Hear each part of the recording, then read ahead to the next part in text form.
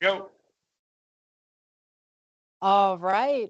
Welcome to United Astronomy Clubs of New Jersey. Our last online only presentation before we start in back at the observatory in April. So next weekend, we're going to be having another rerun. Get those last minute finishing touches on the observatory. Be ready to welcome people back on site. And then April 6th is our first presentation back on site in Jenny Jump State Forest in Hope, New Jersey. So, with that, you can also check us out on our website, uacnj.org. That's where you're going to find a list of our member clubs because we're a club made up of other clubs, as well as information on the various telescopes and science we do like to do up there. In addition, you can check us out on our social media pages, our Facebook, our Instagram. We have a Discord channel. If you ever have any questions or just want to share those astrophotos, those are great places to go do that. Um, so tonight's presentation is a little weird because we have never done it uh, where we've done arts and crafts time in studio. So bear with me. I want to thank you all for joining us here.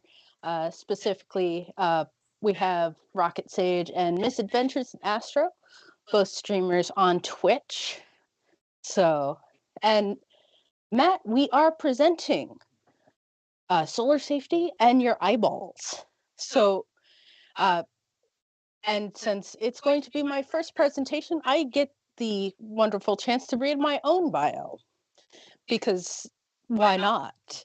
Uh, Tonight, I'm Kim Trumpor. I've been involved in astronomy at United Astronomy Clubs in New Jersey since I started dating my now fiance, Chris. Uh, from there, it just kind of snowballed into a whole bunch of different responsibilities.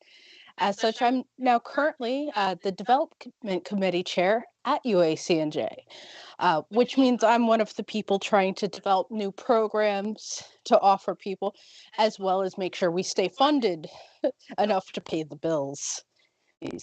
So tonight's program, special bonus just in time for the coming eclipse on April 8th, 2024, all about solar safety and how to view the sun without destroying your eyeballs or equipment, as well as special bonus craft activity of making your own pinhole viewer. Thank you, Misadventures. So, we're going to get into the PowerPoint here. All right. There you go. You should see that PowerPoint now. Like I said, a little bit of solar safety. First, we're going to go over some basic types of eclipses that we can have. First off, we have a solar eclipse. That's where the moon passes between the Earth and the sun, and the shadow from the moon passes over the Earth. Next type of eclipse is a lunar eclipse. That's where the Earth travels between the moon and sun, and the shadow of Earth travels over the moon and blocks it out.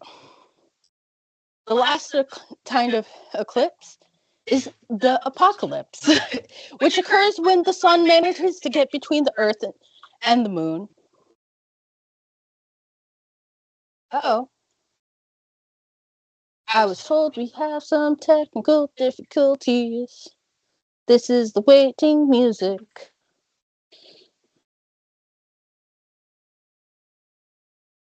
We good, guys? I'm just waiting for a confirmation that we're good. All right. Sorry about that. Like I said, there's going to be some interesting technical hiccups as we're dealing with a slightly different setup than we would normally. All right. So, as I was saying, the last types of eclipse we need to worry about is the apocalypse, which when the sun gets between the Earth and the moon and everything is on fire. We try and avoid that. Luckily, that hasn't happened so far, and we'd like to keep it that way. Getting into safety tips. First tip, do not look directly at the sun, especially during the non-totality portions of eclipse. Now,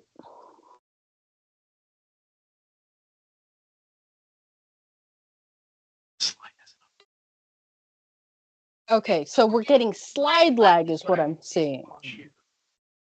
Okay. People are saying, or we're slow on some slides. So hopefully that.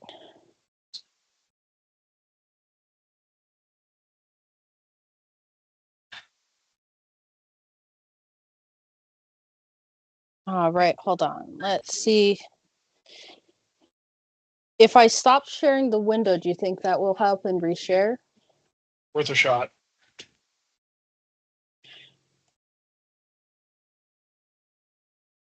Now it's updating quickly. You said it's updating quickly now? Or it's catching up. Or it's catching up. Oh, that's always good to know.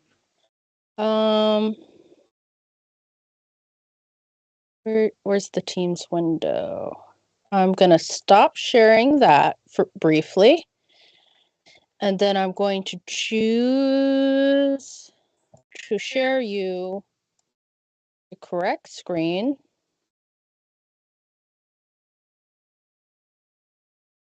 I'm going to choose to share you the correct screen. And how's the lag now? Watch it on yours. This is live.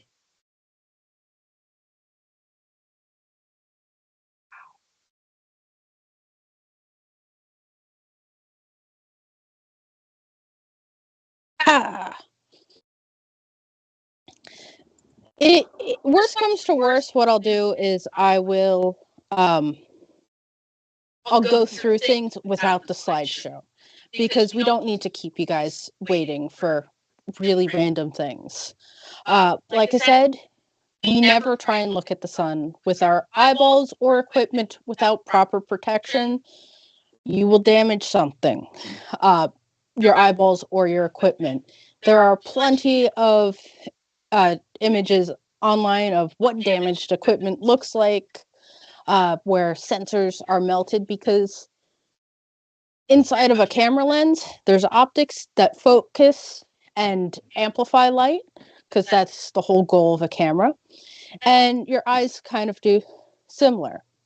Now, I pulled this from the American Optometric Association, where 5 seconds is how long it takes where you start to damage your eyes. And you're not going to feel pain or discomfort when this damage is occurring, because your eyes don't really have your retina doesn't have the pain nerves.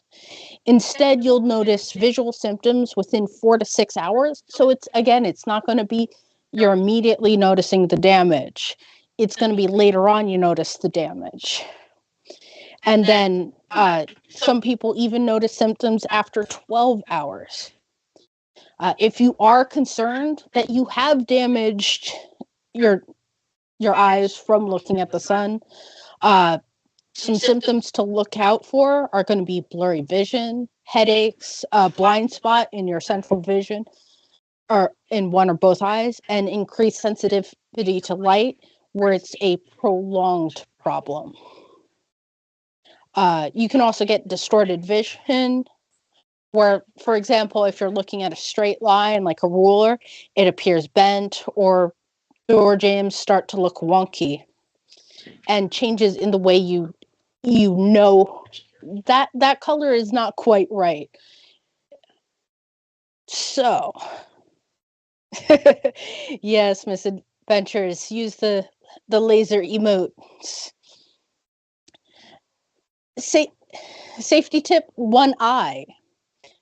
If you have damaged one of your eyes looking at the sun, or really damaged one of your eyes in any way, don't look at the sun with your remaining eye.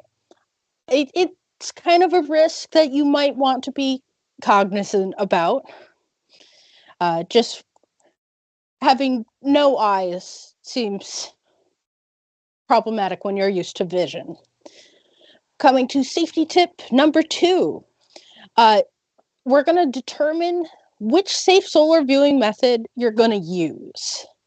You want to have an idea before you get out on site and go, man, I wish I could look at the eclipse, and realize you don't have any way to view the eclipse safely.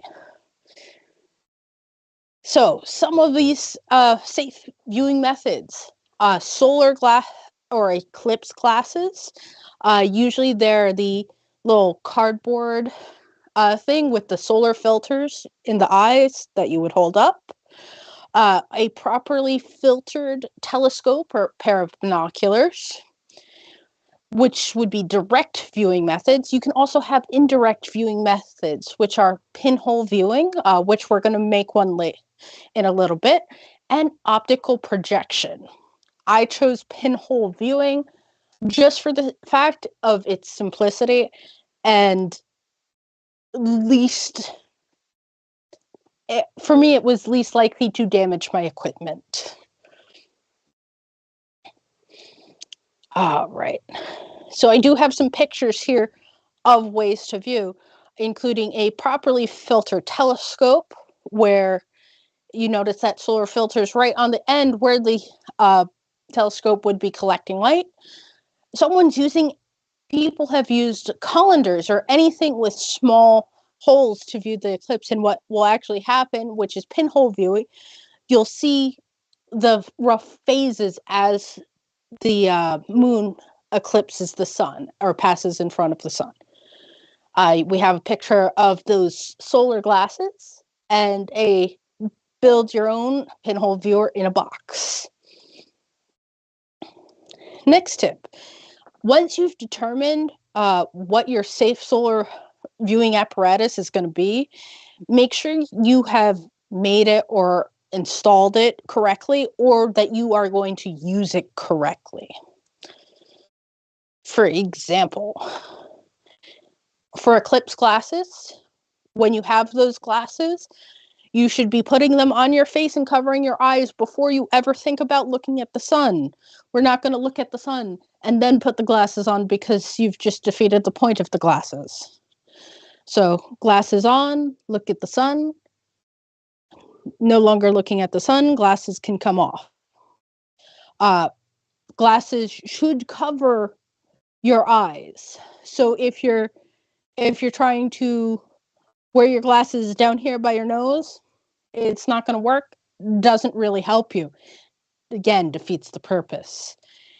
And even though we are using the proper filtration, you're always going to give your eyes a break, just because prolonged exposure can still cause damage. So we're looking at the sun briefly and then looking away and giving our eyes a rest. We're not sitting there staring at the sun for the entire event, because we don't need even 30 minutes of staring at the sun straight. That seems exhausting. You should probably hydrate sometime during that 30 minutes. If you're using a solar filter on, for example, a telescope, binoculars, or a camera, you might want to take pictures of a solar eclipse. What you're going to do is install the solar filter on the end of the object that collects the light. So I don't have a solar filter on me right now because they're stored safely so they don't get damaged. But if this lens cap was a solar filter, we have the lens of the camera. We're installing it in front of the lens, which connects. And this is for a white light solar filter. There are other types of solar filters that have special use cases. But for those, I'm going to say follow the instructions that came with those filters for proper instruction. I do not have the information to properly inform you on those. In addition, we are not leaving. If you have this pointed at your son and you're taking like repetitive photos, you have it set up on a tripod, or it's just going to watch the entire clips, we are not going to leave our equipment unattended because bad stuff can still happen. Your equipment, even though it's filtered, can overheat. The filter itself can become damaged. And then once the filter is damaged, you are definitely getting damage inside of your equipment. And I don't know about most of you, but I've spent good money on my telescope as well as my cameras. I don't want to have to pay to replace them. In addition, if you happen to have a camera or telescope with an additional optical viewer, for example, if your telescope has a finder scope or your camera has an optical little window where you could look through, we are going to make sure that it's covered and we are not looking through it because that part is not properly filtered and will also cause damage to your eyes and or your equipment. So, safety tip number 4. You have a solar filter, a white light solar filter for direct viewing. We need to make sure it's not damaged before we're looking at the sun through it.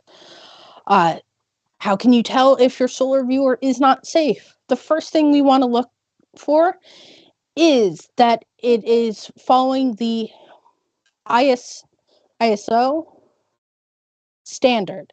It is an international standard that they have set up for the safe rating of the solar filters. That being said, it's not going to lie, very easy to go and copy and paste that certification stamp off the internet on knockoff brands. So in addition, we're going to purchase those solar filters from a reputable source. So if we know it's coming from, if we're buying a solar filter from Celestron, we're good. Thousand Oak has also had good solar filters. We're doing it from a known brand where if we requested, they would be able to show us the lab certification of their products. So with a solar filter, a white light solar filter, you should not be able to see anything through the filter.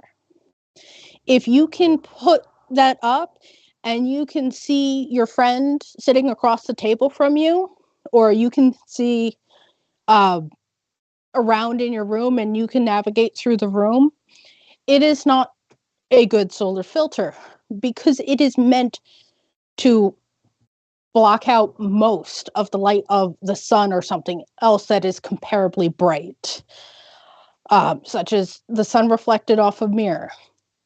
So if you're seeing more than that, we have to be worried. If you put up your solar filter and you can't see anything through it, but you see a scratch where you can see light coming through, that part of the filter has become damaged. So if you have a large enough filter where, for example, you went out and bought an 8.5 by 11 filter and there's a part over here, we're going to not use that part and make sure that is blocked off so there's no chance of the sunlight leaking through that crack and potentially causing us damage. If you have a large enough filter, you could use it, the rest of it.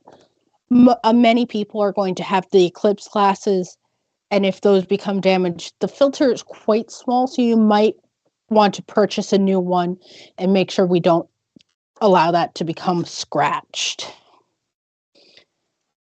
So, next safety tip is one of the ones that I feel oftentimes can become overlooked. It's be aware of our surroundings. For example, we don't want to be solar observing in the middle of Route 80 or any major interstate. We want to view the sun, but let's do it safely and not become roadkill. Likewise, we're not walking and observing, nor are we not aware of the crowd and whatnot who is also likely going to be mesmerized by the eclipse. So, question here, can you still use a welding helmet? It is not suggested you use a welding helmet.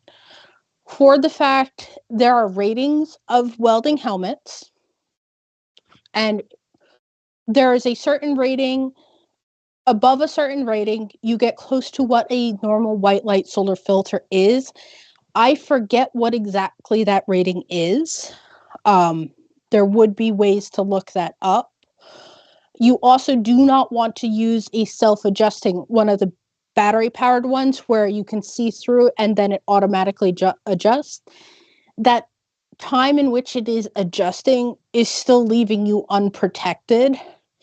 And God forbid that mechanism fail, you're now staring at the sun through a piece of glass. So if you are using a helmet, make sure you are using one of the proper rating. And I believe the ones with the proper rating are usually a special order item. They're not one you can that is usually readily stocked in stores. But like I said, I'm not well versed in welding helmet ratings. So always do your research, because even someone with the best of intentions can get something wrong. So with that is my brief safety briefing. We're going to get into the arts and crafts section, where we get to build a pinhole viewer. I'm just going to put my PowerPoint off to the side. So, what do we need to build a pinhole viewer? We need a box. I have this lovely box from Celestron from a Furscope. You can use any box you want. This happened to be the one I have. In addition, you'll need a sharp cutting up utensil. You might want a white piece of paper or cardstock, some foil just in case, some tape or glue, and oh, there it is, and a pin. I'm going to stick that right there so I don't accidentally drop the pin and have it run away and then step on it, because I am not doing that tonight. So first thing we want to do, we have a box. We're going to decide which side we want the paper on. So I'm just going to take our piece of paper,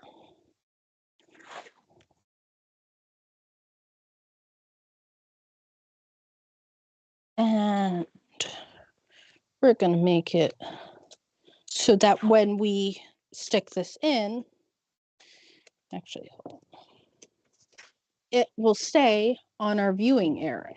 Yeah. And I'm trying to do this so you can actually see what I'm doing. So I'm just sticking this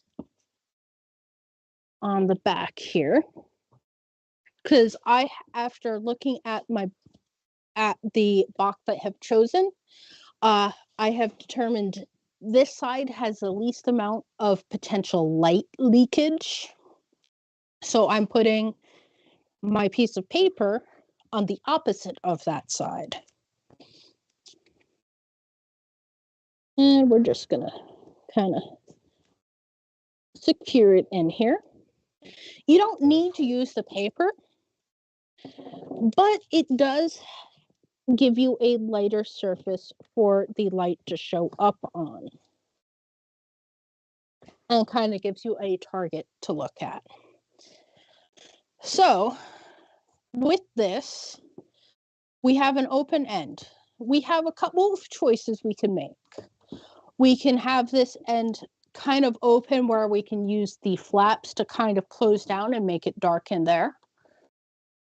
Or we can close this up completely, make a slot in the side, and the pinhole over here. So I'm going to choose to make the slot in the side.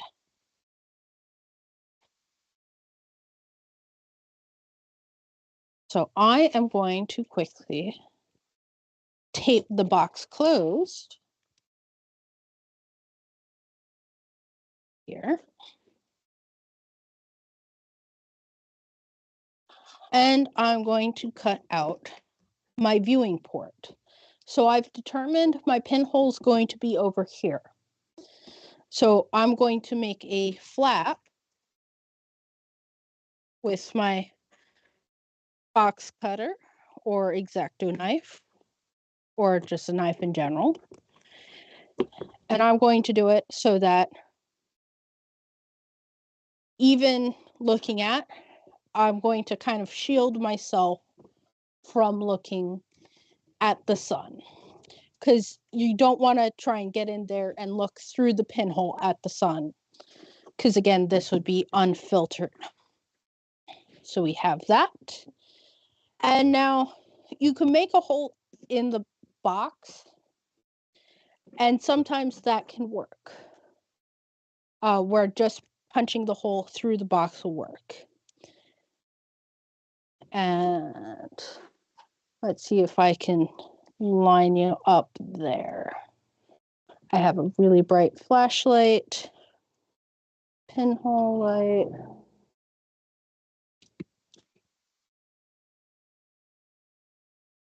There we are. So, how to get you lined up. So we're going to look towards the back at our thing, and you can see no light. We have a light. So trying to hold this because I am short and the camera is on the ceiling. So you can see the light there. Now, fun facts, since this is not the sun, it's easily controllable. We can turn our light into any shape we want. So, assuming I can hold this correctly.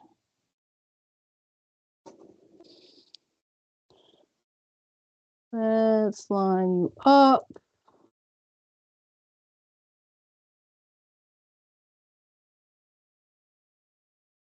I'm half tempted to have one of my friends off the screen hold you in the box and I'll shine the light.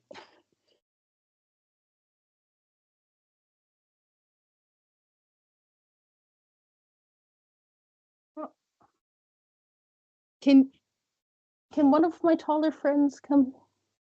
Sure. Okay, it is working.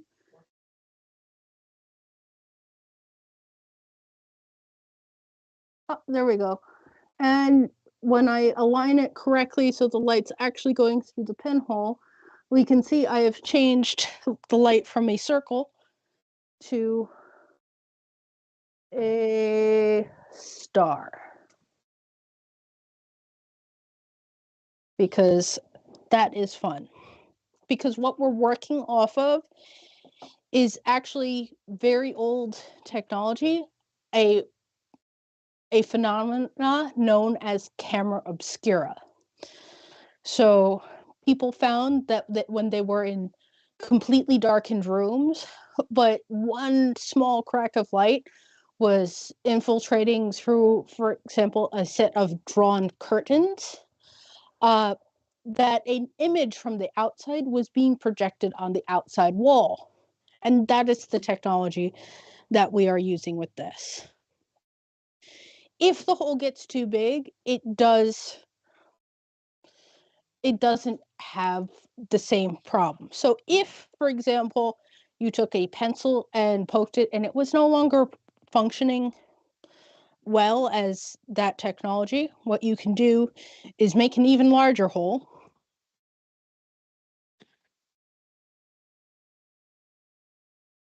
And because we kind of want a very nice pinhole, aluminum foil is a great option. So we can take a piece of aluminum foil, and it does not need to be pretty aluminum foil, but we can take that over the bigger hole we've cut to hide our mistake. So if you've done this with a flashlight and realized, man, that just ain't gonna work, or that hole is really weird and ragged and giving me a weird look, again, we are firmly making sure this is completely taped down, so if we hold it weirdly, no light can get in from the sides. Now we have a nice smooth thing that will have smooth edges, and we can remake that pinhole. And you can do that indefinitely. Like I said, some people have used colanders just to look, and as you'll see the sun going, the moon passing across the face of the sun, you'll see on the ground when you're projecting that onto the ground, you'll see that it'll go from the full sun to progressively crescent, and then after totality, you'll find it becomes the eclipse. So, are there any questions? If not, I can always fill some time. So you can make viewers, so you don't, I did this way so in case you don't have money to spend on glasses, because as we do get closer to the eclipse, a lot of times glasses go out of stock, or the sources we can get for glasses do become more like, we don't want wish.com solar glasses. We do want to use solar glasses that will actually work and protect our sun or our eyes from the sun. There are people who, if you're handy with 3D printing, there are templates on, for example, Thingiverse, where you can make a ring to hold a solar filter. This is actually, one of my friends printed this for me, where the ring that fits over the scope, I will apply the solar filter and the ring to safely sandwich that solar filter and ensure there's no light intrusion on my scope, and be able to use my telescope. My telescope's large, so you don't have to use one this big if your scope is smaller. In addition, if you do have a larger scope and you're looking, wow, I don't have the money for a larger solar filter, because they are somewhat expensive, a lot of the lens caps on the larger telescopes do have an option to basically stop down the aperture, make that area where they can collect light smaller, so you can make do with a much smaller filter. Again, if we're filtering, we are putting it on the end of our telescope and making sure no light can intrude around the filter. This happened to be my telescope. This is actually a solar finder that my friend had 3D printed. If you're using a telescope, you can apply this to your telescope. Light will go in, and much like our pinhole projector, allow you to see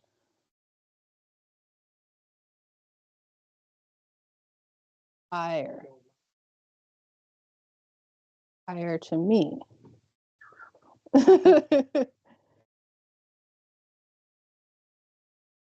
I was trying to show it in the camera where they can.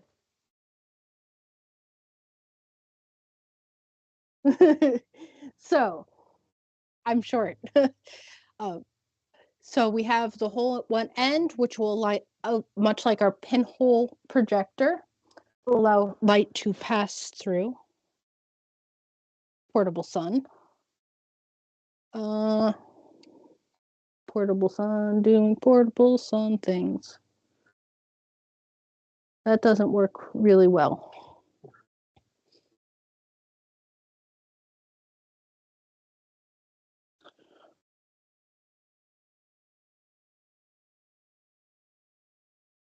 I'm trying to line you up so you can kind of see it on the back.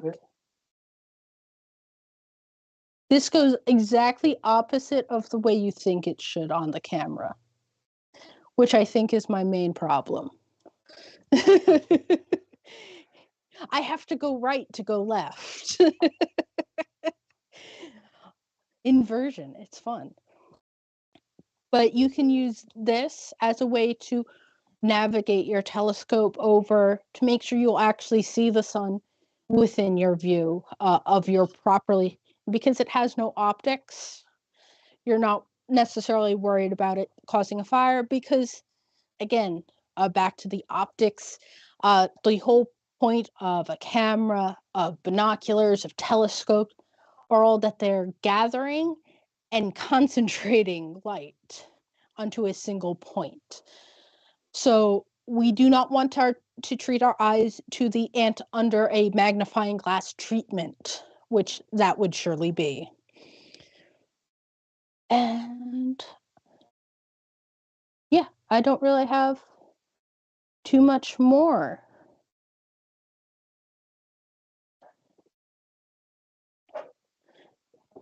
Let me see. So, were there any questions? And it doesn't have to be on eclipse or solar viewing. It can be on even just general space astronomy or things at UACNJ. Bueller? I always like to give you guys a little bit of a chance because I know if there is a delay, and sometimes the various streaming platforms get twitchy, that I don't want to get a question after the fact that we don't get answered. So while I'm just giving you a couple minutes, I want to thank you guys for joining us. Hopefully, if you're in the area and can't travel to the Path of Totality, yes, I do. I was looking around the room, Misadventures. I have my guys off the side that do help us put on these programs. And they're very instrumental to making sure things work correctly. Hopefully, if you're in the area, we see you either at one of our public programs. Like I said, we are located in Jenny Jump State Park in Hope, New Jersey. Our observatory, we have a few different telescopes. We are opening the site for public programs that are free, actually. So you don't have to spend money to get into the gate. You'll spend money on gas, but we're not going to charge you money to attend these programs. We do try and make it free and accessible to all. Like I said, every Saturday, April through October, unless weather's really, like we have a hurricane coming through. And even then, we will post on our website, uacnj.org, as well as our socials, our Facebook, our Instagram, if we have to move our program into an online only format. But that very rarely happens anymore where we have to do that. Like I said, do hit up our social media pages. We live stream these programs even when we're on site. So if you can't make it, do join us online in the chat rooms in Twitch and YouTube. Don't forget to hit those like and subscribe buttons because it does help us reach our goal. I know we had hit actually 500 subscribers on our YouTube channel, and someone unsubscribed. So last time I looked, we're at like 499 again. So hopefully we do reach that 500 subscriber mark again. You can also check out our Discord. Like I said, if you have any questions about telescopes, want to show off your setup or your astrophotography, or just have any general questions about observing and stargazing, we'd love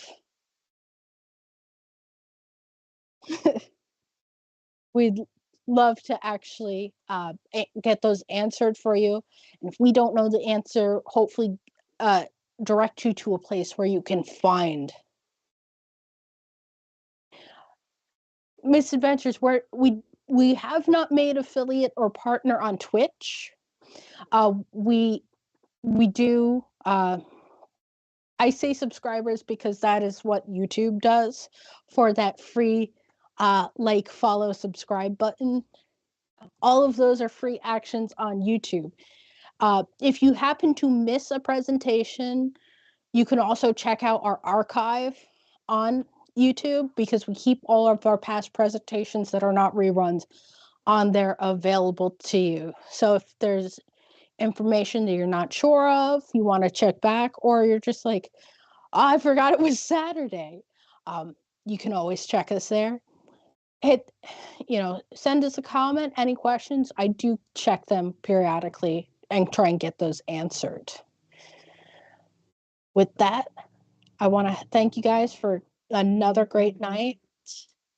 Hopefully, until we see you next time, either at the observatory, at our eclipse event, because we are opening April 8th for the eclipse. The observatory, unfortunately, is not in the path of totality. We are in the 90 to 95% band, but we want to stay open for people who cannot, for reasons, travel to the path of totality. So, we want to be open to offer you free and safe ways to view the eclipse. In addition to that, there's nothing, because I have lost that train of thought. With that, have a good night and clear skies and good seeing until we see you.